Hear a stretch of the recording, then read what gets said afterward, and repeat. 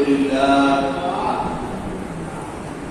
শুক্রবার সপ্তাহের শ্রেষ্ঠ দিন জুমার দিন, গরিবের হজের দিন।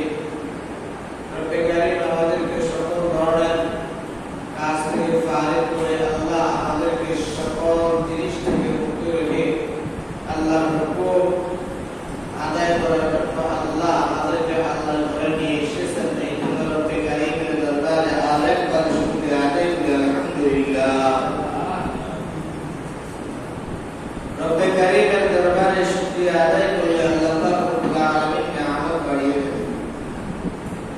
বান্দা যত বেশি রব্বে কারীমের দরবারে শুকরিয়া আদায় করবে, রব তত বেশি ওই ব্যক্তির নিয়ামতকে আরো বাড়িয়ে দিবেন। আল্লাহ পাক রব্বুল আলামিন পৃথিবীর জমিনে মানব জাতিকে অনেক নিয়ামত দান করেছেন। এই নিয়ামত কখনো বর্ণনা করে শেষ করা যাবে না। আল্লাহ পবিত্র কালামুল শরীফের মধ্যে বলেন, ওয়া ইন তা'উদু নি'মাতাল্লাহি লা তুহসুহা।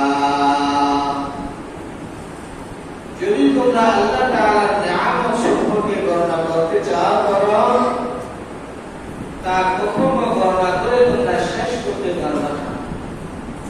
দুনিয়ার মধ্যে মানুষকে আল্লাহ পাক রব্বুল আলামিন যতগুলো নিয়ামত দান করেছেন, তার মধ্য থেকে সবচেয়ে বড় যে নিয়ামত সেটা হলো মানব জাতিকে আল্লাহ দান করেছেন।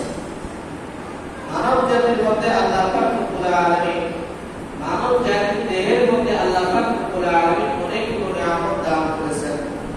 চোখ, এটা রব্বে কারীমের অনেক বড় একটি নিয়ামত। কান, এটা অনেক বড় নিয়ামত। জবান, এটা অনেক বড় নিয়ামত। হাত, এটা অনেক বড় নিয়ামত। পা, এটা অনেক বড় নিয়ামত। মাথা, এটা অনেক বড় নিয়ামত। কারণ যে মানুষের পা নাই, তাকে জিজ্ঞেস করলে জানা যাবে যে পায়ের মর্যাদা কত বেশি। যে ব্যক্তির হাত নাই, তাকে জিজ্ঞেস করলে জানা যাবে যে হাতের মর্যাদা কত বেশি। যে ব্যক্তির চোখ নাই, তার মতো হতভাগা পৃথিবীর জমিনে আর কেউ নাই। কারণ রব্বে কারীমের অনেক বড় নিয়ামতের মধ্যে একটি নিয়ামত হলো চক্ষু। এই চক্ষু দ্বারা আল্লাহ পাক রব্বুল আলামিনের কত নিয়ামত আমরা দেখতেছি। আসমান এবং জমিনের মধ্যে রবের যত বড় বড় নিয়ামতগুলো আছে, যত নিয়ামত আছে, আমরা সব কিছু অবলোকন করতেছি, দেখতেছি। কিন্তু যে সমস্ত মানুষের এই চোখ নাই, যে সমস্ত মানুষের চোখ নাই, জন্ম থেকেই অন্ধ, তাকে জিজ্ঞাসা করো, সে বলবে, হায় রব এত সুন্দর দুনিয়া বানাইছেন, এত সুন্দর পৃথিবী বানাইছেন, আসমান বানাইছেন, জমিন বানাইছেন, মানব জাতির খেদমতের জন্য দুনিয়ার জমিনে আল্লাহ কত কিছু বানাইলেন। মানব জাতির খেদমতের জন্য দুনিয়ার জমিনে আল্লাহ কত জিনিস বানাইলেন। আমার এই চোখ দ্বারা আমি দেখতে পারি নাই, কারণ জন্ম থেকেই আমি অন্ধ, জন্ম থেকেই আমি অন্ধ। যতগুলো নিয়ামত আছে, সকল নিয়ামত থেকে একটি নিয়ামত যাকে বলা হয় জবান। যাকে কি বলা হয়? জবান, অর্থাৎ জিহ্বা। এই জিহ্বা, এটা অনেক বড় একটি নিয়ামত। এই জিহ্বার মাধ্যমে মানুষের মনের ভাব প্রকাশ করতে পারে। এই জবান দ্বারা মানুষের দিলের কথা বলতে পারে। এই জবান দ্বারা মানুষ রব্বে কারীমের জিকির আজকার করতে পারে।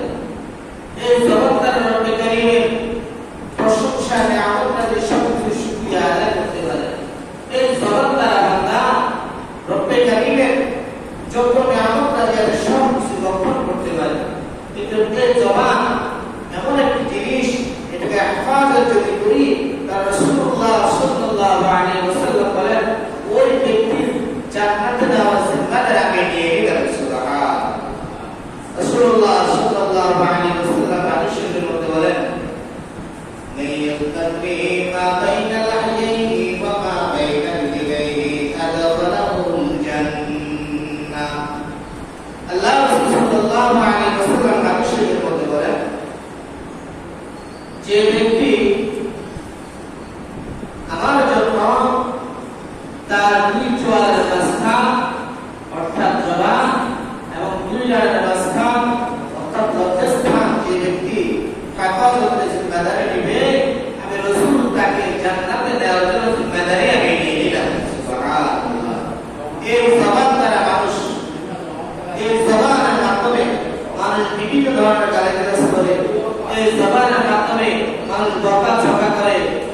ধরনের খারাপ কথা বলে, অশ্লীল কথা বলে, জীবন শেখায় করে, বিভিন্ন ধরনের কথা মানুষ বলতে থাকে। এই জবান দ্বারা মানুষ মানুষকে কটু কথা বলে, এই জবান দ্বারা মানুষ মানুষকে অপমান দেয়, তুহমত দেয়, মিথ্যা কথা বলে, জীবন শেখায় ইত্যাদি সব কিছু করে জবানের মাধ্যমে মানুষ সমাজের মধ্যে ঝগড়া করে, ফাসাদ করে, হাঙ্গামা সৃষ্টি করে, দাঙ্গা হাঙ্গামা করে, বিভিন্ন ধরনের মারামারি করে, বিভিন্ন ধরনের হুমকি ধামকি ইত্যাদি সব কিছু নিয়ে থাকে, সব কিছুই করে থাকে, মানুষের জীবন শেখায় সব কিছু করে থাকে, মানুষের পরিণতা করে থাকে। যে সমস্ত মানুষ যে ধরনের কাজগুলো করে না, সেই কাজের অপবাদে জবাব দ্বারা মানুষকে দিতে থাকে, এই জবাব দ্বারা মানুষকে দিতে থাকে। একজন মানুষ দেখেন সারা রাত ধরে নকল ইবাদত করতে গেলো, সারা রাত ধরে আল্লাহ পাক রব্বুল আলামিনের জিকির আজকার করলো, সারা রাত ধরে সে নকল নামাজ পড়লো, রব্বে কারীমের ইবাদত করতে গেলো, কিন্তু সামান্যতম গুনাহের কারণে সকাল যখন হলো, সে সামান্যতম গুনাহের কারণে, সামান্যতম বিপদ শেখার কারণে সারা রাত ধরে যে ধরনের ইবাদত করতে করেছে সবগুলো ইবাদত নিষ্ফল হয়ে গেল। আমাদের এমন কোনো মজমা নাই, এমন কোনো মজলিস নাই যেটা বিপদ শূন্য হয়, আমাদের এমন কোনো মজলিস নাই যেখানে গালি শূন্য হয়, আমাদের এমন কোনো মজমা নাই যেখানে গালি ছাড়া কোনো কথা বলি, মানুষের সমালোচনা ছাড়া কোনো কথা বলি, এমন কোনো দোকানের আড্ডা নাই, বাজারের আড্ডা নাই, বন্ধু বান্ধবের আড্ডা নাই যে ইসলামের মধ্যে আমরা সমালোচনা করি না, যে ইসলাম মানুষের জীবন শেখায় করি না। আমি নফল নামাজ পড়ি, আমি ইশরাক নামাজ পড়ি, আমি নফল রোজা রাখি, আমি রব্বে কারীমের ইবাদত বন্দেগী সব সময় করি, কোনো নফল নামাজ আমার ছুটে না, কোনো ফরজ নামাজ আমার ছুটে না, পাঁচ ওয়াক্ত নামাজ জামাতের সহিত আমি আদায় করি, সব সময় রব্বে কারীমের ইবাদত করি, তাহাজ্জুদ নামাজ আমার মিস যায় না, আওয়াবিন নামাজ আমার মিস যায় না, চাশকের নামাজ আমার মিস যায় না, ইশরাকের নামাজ আমার মিস যায় না, যত ধরনের তাসবিহাত রয়েছে সব কিছু আমি পালন করি, যত ধরনের আমল আছে ইত্যাদি সব কিছু আমি পালন করার জন্য চেষ্টা করি। কিন্তু দেখা যাচ্ছে সারা দিন রাত আমি আমার উত্তর দিয়ে করলাম, কিছু সময় পাই না, জীবন শেখার আমি শুরু করে দিলাম,